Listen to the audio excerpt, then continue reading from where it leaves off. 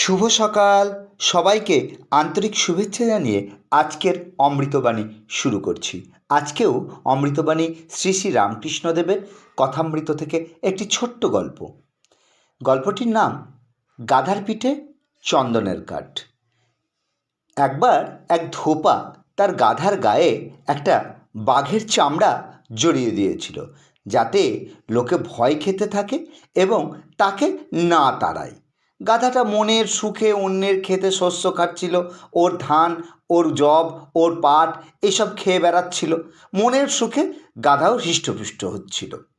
আর সবাই মনে মনে ভাবছিল, বাপরে বাপ, এ আবার কী বাঘ? এস তো সর্বভুক বাঘ, সব খায়।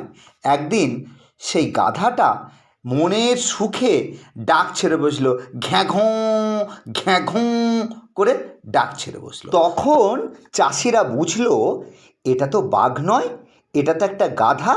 তারা খুব করে লাঠি পেটা করলো। আসলে সে যতই বাঘের চামড়া পড়ুক, আসলে সে তো গাধায় রয়ে গিয়েছে। রামকৃষ্ণ এর থেকে শিক্ষা দিতে চেয়েছিলেন এবং শ্রীরামকৃষ্ণ বলতেন, খোলস পাল্টালেই মানুষ পাল্টায় না রে। বাইরে তিলক কেটে গেরুয়া পরে সাধু সাজা সহজ, কিন্তু মনের থেকে কাম ক্রোধ না তাড়াতে পারলে সেই বাঘের চামড়া পরা গাধার মতোই অবস্থা হয়।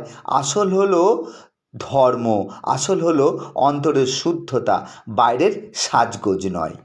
নমস্কার, সবাই খুব ভালো থাকবেন। ঠাকুরের আশীর্বাদ সবার ওপরে বর্ষিত হোক, এই কামনা করি।